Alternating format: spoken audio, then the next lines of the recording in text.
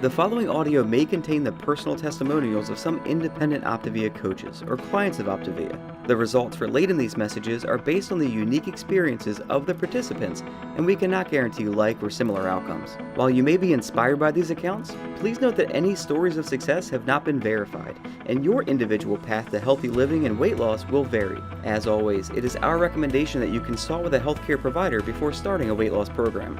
In addition, this audio may contain income or earnings representations of some independent Optavia coaches. Optavia makes no guarantee of financial success. Success with Optavia results from successful sales efforts, which requires hard work, diligence, skill, persistence, competence, and leadership. Please see the Optavia income disclosure statement for statistics on actual earnings of coaches under the U.S. compensation plan, which differs from the international compensation plan. Yours in health, the Optavia team. Hey guys, as you're filling in, I am Leslie Begin, and I am so excited for those of you committed clients and coaches who are here the night before Thanksgiving. Oh my gosh, I love that you are prioritizing your health and yourself the night before the rest of the country is ready to stuff themselves like a turkey. So welcome to our Habits of Health call. Again, my name is Leslie Begin. I am so excited for tonight.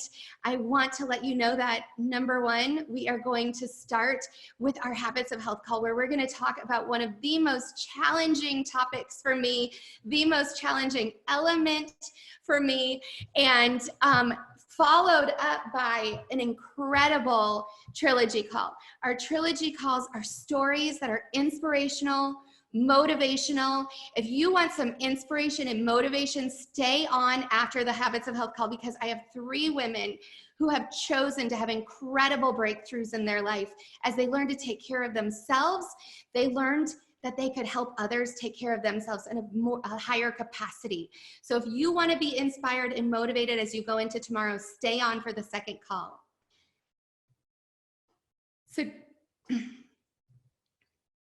So again, welcome to our Wednesday night Habits of Health call.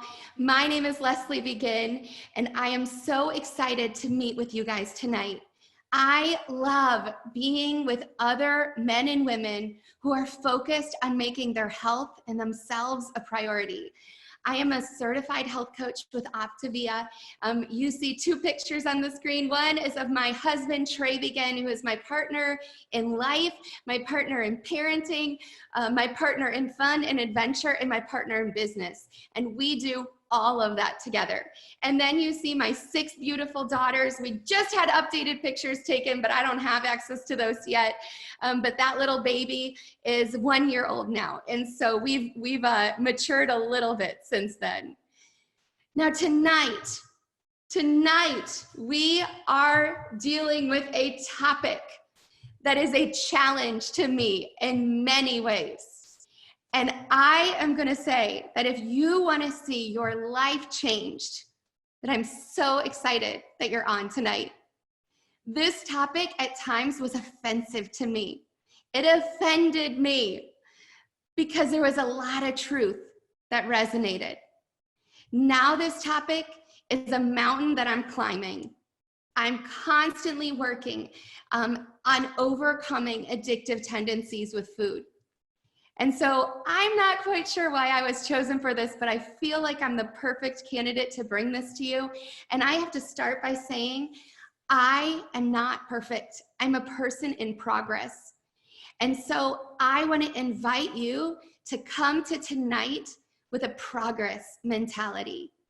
I want you to come tonight open and willing to answer some questions with me as we explore a few different things with this. We're going to explore the danger of addictive food. We're going to identify your personal susceptibility to these addictive foods. We're going to reinforce the importance of using the portion control plate system. We're going to talk about other ways to overcome addictive patterns with food. So, who's in?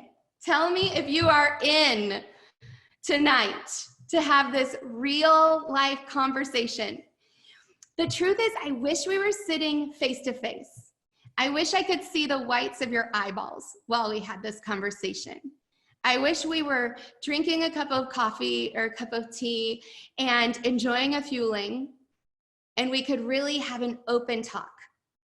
So as we're discussing this, I want you to have that feel. As I ask you some questions, I want you to have pen and paper in hand. I want you to be ready to honestly answer questions, and anything that's on your heart that you just get this like, oof, that might be me. Or aha, a light bulb went off. I'm inviting you to write that down.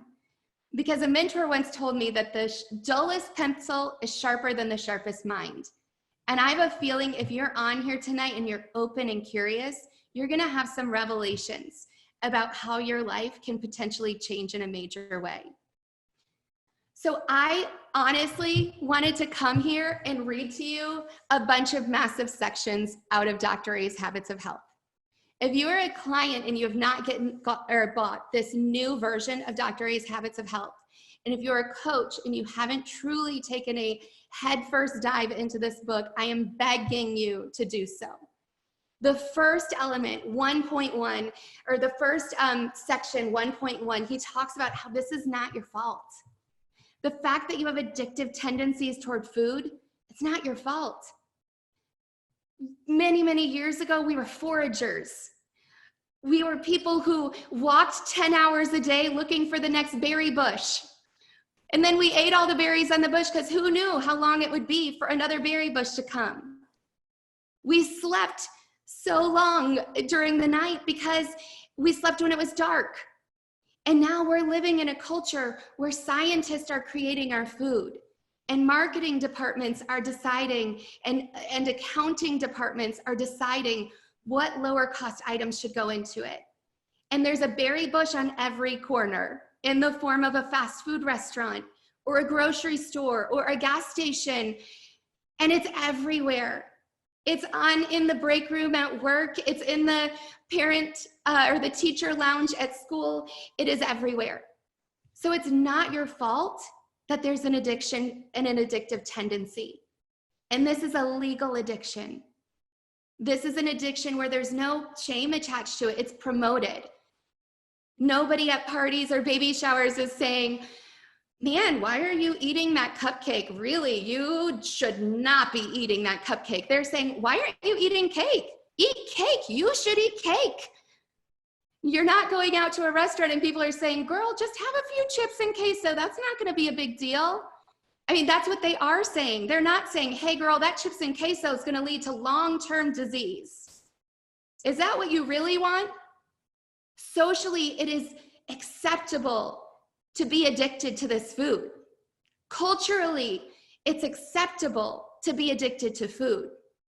We had 2 young men in our community who were close to their families die of heroin overdoses in a very short period of time last year. And there was heartbreak and shame. There was massive heartbreak associated with that. My husband has an alcohol addiction. He's a recovering alcoholic. He's been sober for many years now. But he knows he can never touch that again. And there was some shame attached to that addiction. But food addiction, it's celebrated. It's promoted. It's weird if we don't give in to it. So let's look at the facts that Dr. A presents in this book. But the truth is, I want to go back to that this food addiction is leading to more deaths. And Dr. A talks about this in multiple chapters that he references in Element 16. He talks in depth about this in this book. That heart disease, that heart attacks, strokes, that all of the symptoms that we have, that diabetes, these truly are leading to premature death. And yet we're not looking at it in that sense. We're saying, why aren't you eating this? Why aren't you addicted to this? We are promoting this addiction. So the average American consumes 20 teaspoons of sugar a day. Can you imagine taking a teaspoon? And that's average. That means there are a lot of people who are above average, right? And there are a lot of people below average, sure. But still 26 teaspoons of sugar, and it's hidden in our food. It's not like you're just taking the scoop and putting it all over. It's hidden in our food. And we, on average, as Americans, consume over 156 pounds of refined sugar a year. That's shocking. So I love that the truth is healthy food, the way Dr. A teaches us to eat in here, the way he teaches us to grocery shop and makes it easy in this book, the way he teaches us to make food choices. This leads to radiant health. It stacks the cards in our favor. Even if our genetics are against us, our choices help us to prolong, to live a vibrant, healthy life. Unhealthy food, he has this picture. If you're looking in your life book and in your Dr. A's Habits of Health, you're seeing this picture. Healthy food leads to radiant life. I love that word, radiant, bright and shining. Unhealthy food, chronic poor health. That's why it's important to have this conversation tonight. So he talks in the life book about avoid introducing the ultra refined sugar and flour. And I am using this as a reference, y'all. Because again, I'm not perfect. You've never seen me, if you've watched a training before, use the actual book as the reference. This element I've done 4 times. I did it again today. So that would be the 5th time that I have gone through this element. I am contending for lifelong health. I am contending for radiant health. And I know my cards are not stacked in my favor. So I'm willing to be a learner, to be a student, and I want desperately to overcome my addiction to food. So he explains some of the science in here. We have ultra refined sugars, those 26 teaspoons of sugar that come in a lot of different forms, and flour creates insatiable hunger. Leptin is our hunger suppressant hormone. And what happens is when our blood sugar peaks and our insulin goes up, the amount of insulin our body has to release goes up because our blood sugar peaks because we've introduced sugar into our diet. Our leptin is suppressed. So that hormone, that hunger suppressant hormone is suppressed. And we don't get to feel satiated. Have you ever had that experience? This is the reason you're sitting on the couch at night and you have the glass of wine and a couple of Oreos and you're like, I am starving. Physically, you might not feel starving, but your mind is starving because you have this neurochemical cocktail going on in there where your leptin is not being released in your body. It's being suppressed, so you're never full. You can eat as much white bread or pizza as you want. And you keep going because their hormones are literally changing in your body with the introduction of this food. And then it leads to cravings and addictions. I am reading this. Dr. A said the second problem with refined sugar and flours is they light up the brain just like cocaine and heroin. It is shocking. He has a picture in his book, and I am that nerd. And it shows the brain lit up with sugar and heroin, and it looks exactly the same. Exactly the same. The dopamine that's in our brain that says, I need sugar, I need my fix, I need sugar, I just need a glass of wine, I just need whatever. It is the anticipation of gratification. So it's never, as soon as you eat that Oreo, the dopamine burst happened and it's gone. And it takes a bigger amount of Oreos in order to get that dopamine burst again. We're constantly looking for our next high. And we need more sugar to get it. Has anyone had an experience like that? Because I know I have. And I've recognized, I want to jump ahead.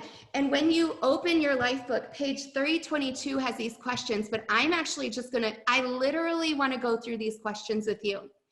Because Dr. A did this with his leaders at Sundance when he introduced to a sneak peek. And since then, I have known that this is a battle that I'm going to have to overcome. You're going to either say rarely, occasionally, or daily. So I find it difficult to control how much I eat. Rarely, occasionally, daily. I crash it, and for me, I kind of changed it to sugar. I find it difficult to control how much sugar I eat. I crash in the afternoon and have trouble waking up in the morning. Rarely, occasionally, daily. I have cravings for specific foods. Rarely, occasionally, daily. I suffer from moodiness, headaches, and fogginess. Rarely, occasionally, or daily. I don't know about you, but that like describes who I used to be before I found our program. When I only eat a moderate amount of food, for me that's sugar, I am not satisfied. Rarely, occasionally, daily. I feel guilty after eating. For me, I add sugar. Rarely, occasionally, daily. I spend a considerable amount of time thinking about food or sugar. Rarely, occasionally, daily. I eat even if I'm not hungry because I'm craving that food. Rarely, occasionally, daily. I eat large amounts of sugar or food and feel powerless to stop. Rarely, occasionally, daily. I crave carbs like pasta, bread, white rice, or desserts. Rarely, occasionally, daily. Now, some of you, it was mostly rarely and occasionally. I want you to go ahead and add your dailies together. How many dailies did you have? If you had less than 6, then you have a low susceptibility to food addiction. And I'd ask you to listen to the rest of this and just take it in for somebody else you know and love. Some of you, it's greater than 6 occasionally. If it's greater than 6 rarelys, it's low susceptibility to food. If it's greater than 6 occasionallys, it's moderate susceptibility. And if it's greater than 6 dailies, you're highly susceptible to having a food addiction. Oh, this was the screen for that. So now I want to talk to you for a few minutes that I have remaining. I have 15 minutes. I saved half the time for you guys. I realize that I remember that when my coach first talked to me about our program, she said, let's get to the middle of the healthy BMI category. We're just gonna exit this share mode for now. Oops, sorry. She said, let's just go ahead and get to the middle of the healthy BMI category. And she said, because if you wanna have like a cookie at Christmas time or something, we wanna make sure that you don't regain all of your weight or go into the overweight category with that one cookie. And I got off the phone and I thought, yeah, that makes sense. I'll go into the middle of the good BMI category. But you know what didn't make sense to me? One cookie. That didn't make sense to me because cookies came in 3s. And usually cookies came in 3s and then I had another 3 on top of it because you can't just add 1, you add 3. And then once I started eating those 3, I thought, oh my gosh, I can't stop eating the cookies.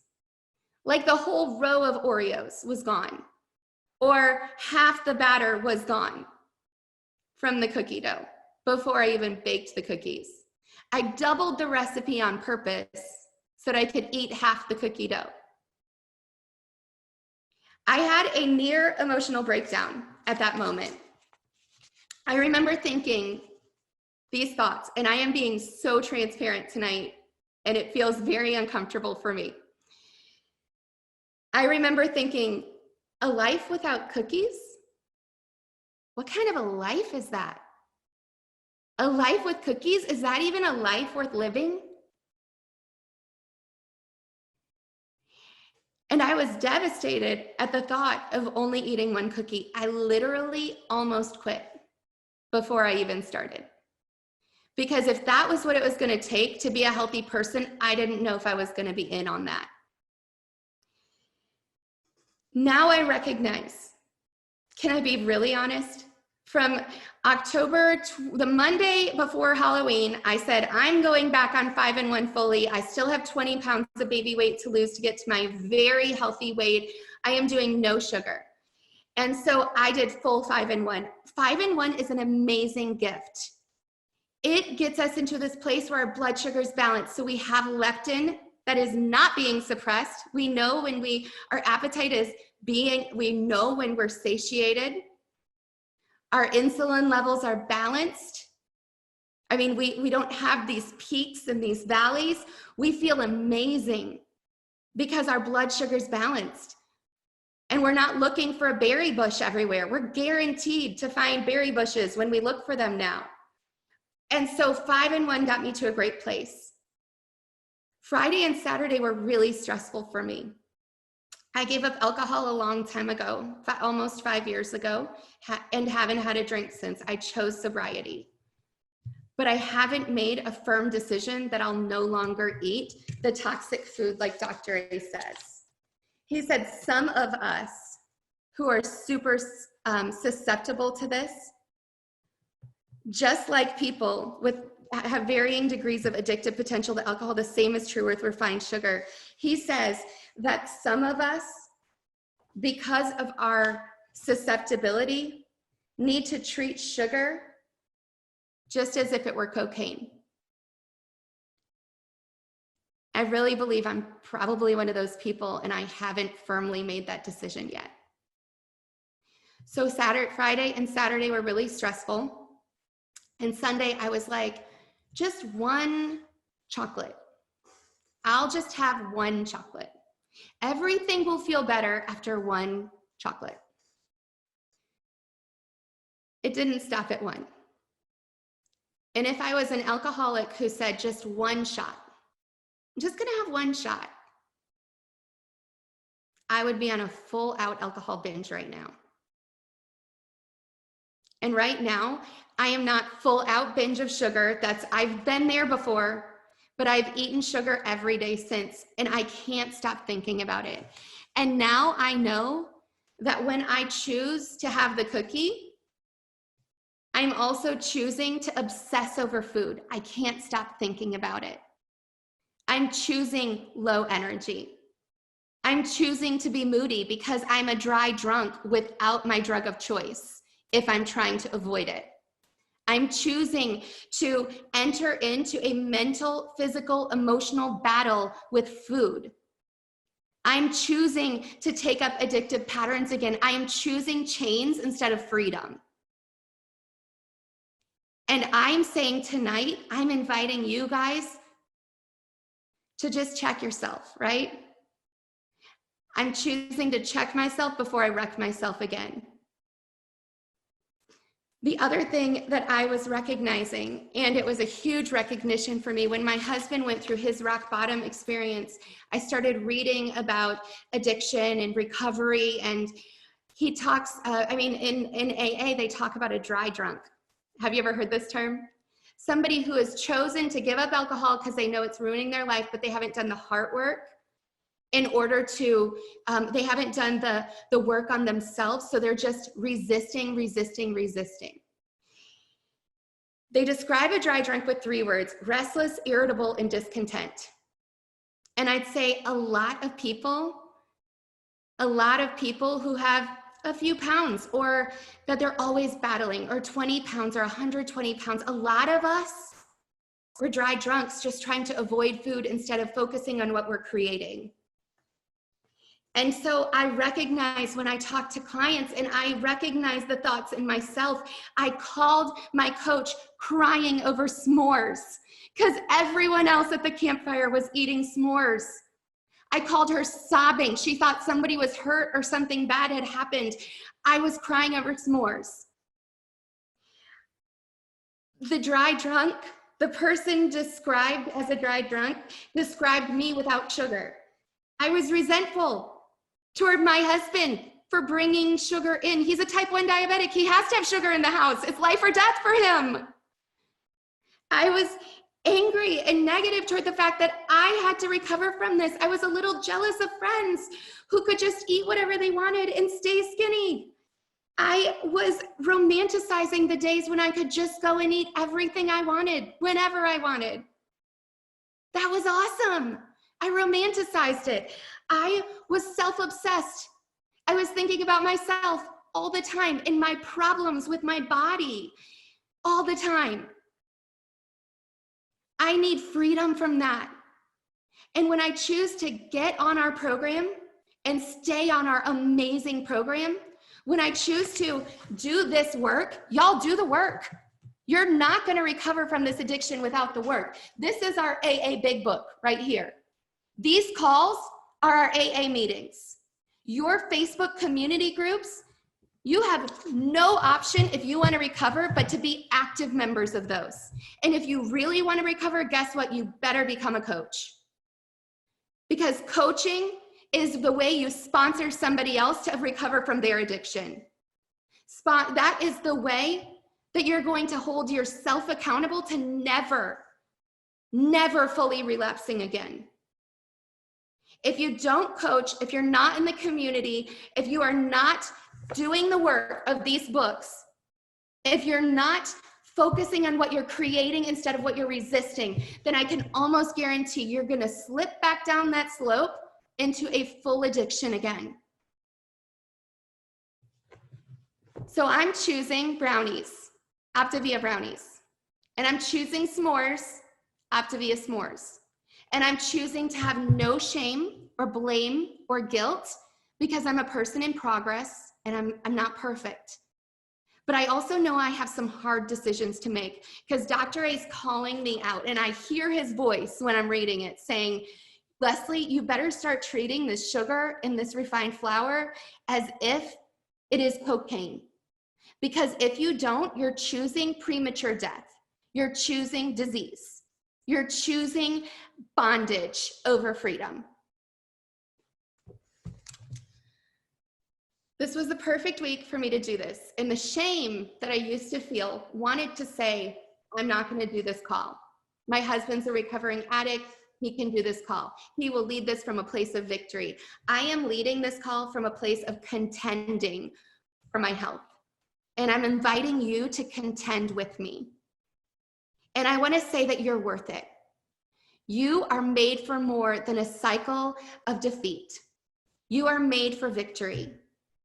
Some of you, I had notes and I didn't follow them. I even lost my notes. Some of you, literally, here are some steps. Stop, challenge, choose. Okay, I have 3 minutes. Our program makes it simple to set up a structure to retrain your brain, taste buds, and body. This is my favorite thing that's given me the most hope. If you can be addicted, Grant Cardone, he's a business author and speaker, says he looks to hire recovering addicts in his businesses. He looks for people who have a tendency and susceptibility toward addiction. Because if you can be addicted to food, to sugar, if you have a high susceptibility for food addiction, guess what? You can be addicted to success. You can be addicted to health. What you may have thought was once a curse, like I did, it's actually a blessing. It means that you can fully focus on something and be obsessed with it in a healthy way. You can be obsessed. You could read this big book of amazingness by Christmas. You could get obsessed with your health. You can get obsessed with your recovery journey. You can get obsessed and be in your community groups full on fire for getting healthy and staying healthy. You can become a coach and be obsessed with helping others to have the same breakthroughs. You're gonna have to do a few things. You're gonna have to get really good at standing up to yourself and for yourself. Say, no, ma'am. That sugar is just gonna lead you down that path that you hate. Go choose your s'more crunch bar. You're gonna have to be good at saying to other people, guess what? Thank you so much for that opportunity to eat those chips and quesos, but I've got amazing health goals that I am in pursuit of, and I'm so thankful you're gonna be my biggest fan and supporter. Just assume they'll support you. They can't say anything bad at that point. Stand firm in your decisions. Declare them out loud. Declare your goal out loud on social media so the whole world can hold you accountable. So that when you're at the Mexican restaurant, there's no chance you're eating a chimichanga. You are going for the fajitas without the shells, and you're gonna have a whole heck of a lot of lettuce on the side. Declare your goals out loud to your family and friends. Tomorrow, when they come, be like, so thankful you're here. We've got some healthy options and some other. Let's just have an amazing feast. I'm choosing healthy choices. Feel free to hold me accountable to that. If I'm hiding in the pantry, you know why it is. Pull me out, call me out, call me out today. This is gonna be hard, and I'm willing to do hard things because I was made to do hard things. And then find help. Some of us need therapists, bottom line. So many clients, I refer to therapy while they're doing our program. Our program is amazing, but your health coach is your cheerleader, not your therapist. And sometimes we need to break off chains, and that requires some therapy. So thank you guys for an intense 30 minutes. I feel so honored that you were here with me tonight. Thank you for allowing me to be honest. Thank you for allowing me to be vulnerable and transparent. I hope for those of you who are on here, you found this valuable. And I would love in the chat for you to share a couple of things that you learned and decisions that you've made. Thank you, guys. This audio may have contained the personal testimonials of some independent Optavia coaches or clients of Optavia. The results relayed in these messages are based on the unique experiences of the participants, and we cannot guarantee like or similar outcomes. While you may be inspired by these accounts, please note that any stories of success have not been verified, and your individual path to optimal health will vary. As always, it is our recommendation that you consult with a healthcare provider before starting a weight loss program. In addition, this audio may have contained income or earnings representations of some independent Optavia coaches. Optavia makes no guarantee of financial success. Success with Optavia results from successful sales efforts, which requires hard work, diligence, skill, persistence, competence, and leadership. Please see the Optavia income disclosure statement for statistics on actual earnings of coaches under the U.S. compensation plan, which differs from the international compensation plan. Yours in health, the Optavia team.